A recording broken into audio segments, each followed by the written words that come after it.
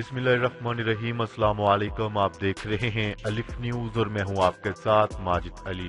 شامل کرتے ہیں آج کی ہیڈ لائن۔ پہلے فلسطین کو اس کا حق دو، اس کے بعد آپ کو تسلیم کیا جائے گا۔ سعودی عرب نے اسرائیل کو تسلیم کرنے پر واضح اور دو ٹوک پیغام جاری کر دیا۔ بھارتی کسانوں کے احتجاج میں شدت، ملک بھر میں ریلوے ٹریک اور ہائی ویز بند۔ اسرائیل کے خلاف شام کی حمایت جاری رکھیں گے، ایران نے بڑا اعلان کر دیا۔ چین نے بھارت کے ساتھ سرحدی علاقے LAC پر فوجی کیمپ بنانا شروع کر دیے، بھارت کی مشکلات میں اضافہ۔ امریکی صدر ڈونلڈ ٹرمپ نے اپنی شکست کا غصہ پاکستان اور سعودی عرب پر نکال دیا، جاتے جاتے دونوں کا نام بلیک لسٹ میں ڈال دیا۔ چین نے بھارت سے تعلقات کی 70ویں سالگرہ پر یادگاری ٹکٹ کا اجرا منسوخ کر دیا۔ PDM نے پورے ملک کو بند کرنے، شٹر ڈاؤن اور لانگ مارچ کا اعلان کر دیا۔ متحدہ عرب امارات میں واٹس ایپ کال سروس کی بحالی کے حوالے سے اچھی خبر۔ اپوزیشن جماعتوں کا حکومت کے خلاف شدید احتجاج، لیکن 86% پاکستانی آئندہ انتخابات میں بھی PTI کے حامی۔ خلیج میگزین کا سروے سامنے آ گیا۔ پاکستان اور دنیا بھر کی خبروں سے باخبر رہنے کے لیے الف نیوز کو سبسکرائب کر لیں اور بیل آئیکن کو کلک کرنا نہ بھولیے گا۔ ناظرین، اپنی آرا کا اظہار کمنٹ سیکشن میں لازمی کیجیے گا۔ ہیڈ لائنز آپ نے جانی، اب بڑھتے ہیں خبروں کی تفصیلات کی طرف۔ سعودی عرب کی کونسل آف منسٹرز نے ایک اجلاس میں یہ فیصلہ کیا ہے کہ ہماری ریاست کا فلسطین سے متعلق موقف عرب کا بنیادی ایشو رہا ہے۔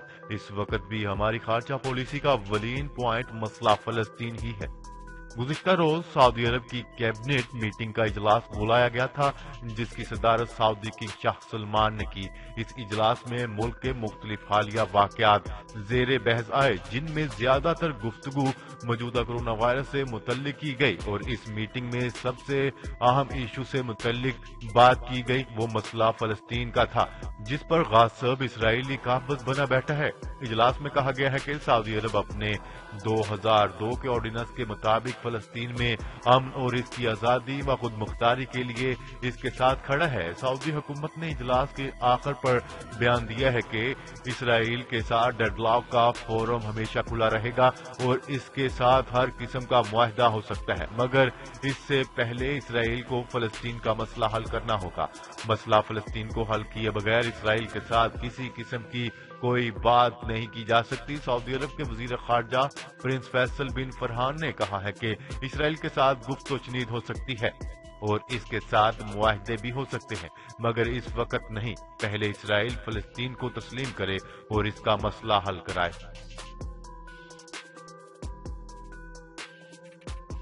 خبر کے اگلے حصے میں بات کرتے ہیں۔ مودی سرکار کے عوام دشمن فیصلوں کے باعث بھارتی حکومت اس وقت شدید خطرے سے دوچار ہے۔ بھارت میں کسانوں کا احتجاج زور پکڑتا جا رہا ہے اور نئی دہلی سے ہوتا ہوا پورے ملک میں پھیل چکا ہے۔ زرعی قوانین کے خلاف بھارت میں کسان تنظیموں نے احتجاج کے طور پر آج ملک گیر ہڑتال کی کال دے رکھی ہے۔ حزب اختلاف کی بیشتر جماعتوں نے اس کی حمایت کی ہے، جس سے مختلف ریاستوں میں عام زندگی بری طرح متاثر ہو چکی ہے۔ ملک بھر میں کئی سڑکیں، ہائی ویز، ریلوے ٹریک بند ہیں۔ مودی سرکار کے نئے زرعی قوانین نامنظور کرتے ہوئے کسانوں نے بھارت کے کئی علاقوں کو بند کر دیا۔ ٹرانسپورٹ اور دکانیں بند، جبکہ ٹرین سروس معطل کر کے طلبات کے امتحانات بھی ملتوی کر دیے گئے ہیں۔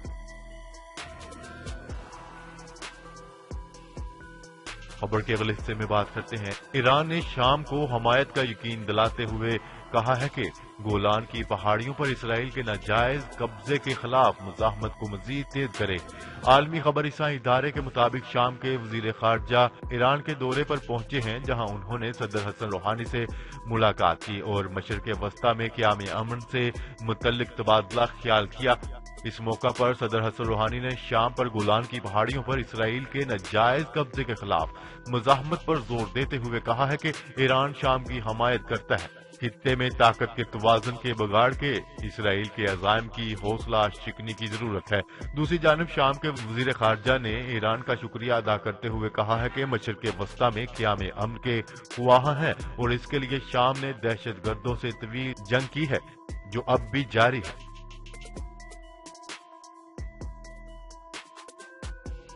خبر کے اگلے حصے میں بات کرتے ہیں۔ چین نے بھارت کے ساتھ سرحدی علاقے LAC پر فوجی کیمپ بنانا شروع کر دیے تاکہ بھارت کے ساتھ تنازع کی صورت میں اپنی تیاری کو بڑھایا جا سکے۔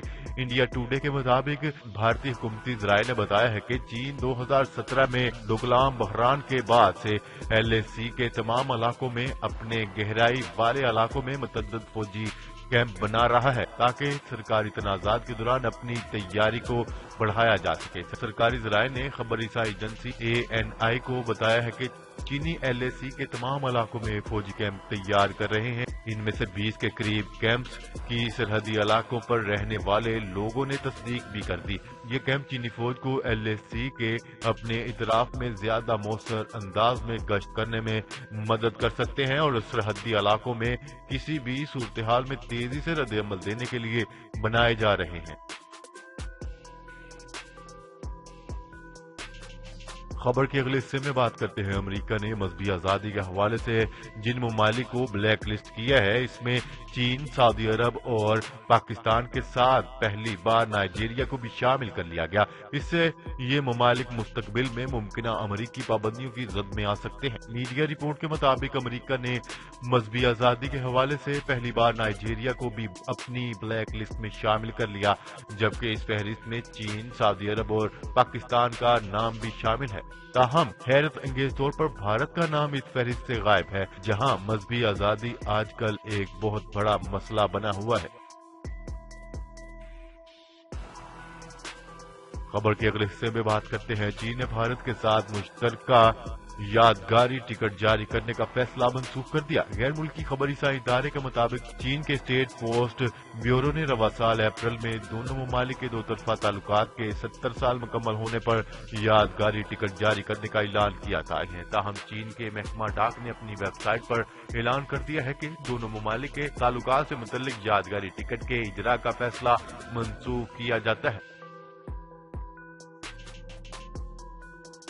خبر کے اگلے حصے میں بات کرتے ہیں۔ پاکستان ڈیموکریٹک موومنٹ کے سربراہ مولانا فضل الرحمان کا کہنا ہے کہ 31 دسمبر تک تمام پارٹیوں کے قومی اور صوبائی اراکین اسمبلی اپنی پارٹی کے پاس استعفے جمع کروا دیں گے۔ ہم نے استعفے دے دیے تو پھر واپس نہیں لیں گے۔ آج PDM کمیٹی کا ایک اجلاس ہوگا جس میں ملک کے اندر پہیہ جام ہڑتال، شٹر ڈاؤن اور ملک کے مختلف ڈویژنز میں جلسوں اور مظاہروں کا شیڈول طے کیا جائے گا۔ اسلام آباد کی طرف لانگ مارچ کب کیا جائے گا اس کی تاریخ کا تعین کیا جائے گا۔ لاہور جلسہ حکومت کے لیے آخری کیل ثابت ہوگا۔ خبر کے اگلے حصے میں بات کرتے ہیں۔ متحدہ عرب امارات کے سائبر سیکیورٹی کے سربراہ نے جلد ہی واٹس ایپ اور فیس بک سمیت دیگر اپلیکیشن پر عائد کالز پر پابندی ختم کرنے کا عندیہ دے دیا۔ عرب میڈیا کی ایک رپورٹ کے مطابق سائبر سیکیورٹی کے سربراہ کا کہنا تھا کہ متحدہ عرب امارات میں واٹس ایپ، فیس ٹائم سمیت دیگر اپلیکیشنز کی کالنگ پر عائد پابندی ختم کرنے پر غور شروع کر دیا گیا ہے۔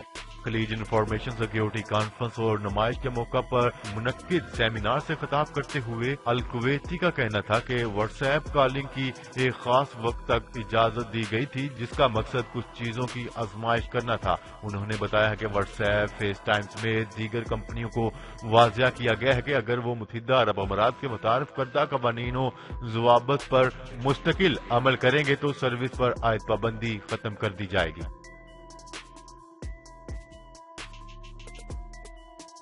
خبر کے اگلے حصے میں بات کرتے ہیں۔ غیر ملکی جریدے کے آن لائن سروے میں 86% سے زائد پاکستانیوں نے 2023 کے عام انتخابات میں بھی پاکستان تحریک انصاف کی حمایت کے حق میں رائے دی ہے۔ تفصیلات کے مطابق خلیج میگزین نامی ادارے نے سوشل میڈیا ویب سائٹ پر ایک سروے کیا جس میں صارفین سے سوال کیا گیا تھا کہ وہ 2023 میں ہونے والے عام انتخابات میں کس سیاسی جماعت کی حمایت کریں گے۔ اس سوال کے جواب میں سب سے زیادہ 86.9% جواب دہندگان نے حکومتی حکمران جماعت تحریک انصاف کے حق میں رائے دی۔ اس سروے پول میں 6.6% جواب دہندگان نے پاکستان مسلم لیگ نون، جبکہ 4.7% پاکستان پیپلز پارٹی اور 1.8% نے جمعیت علماء اسلام کے حق میں رائے دی۔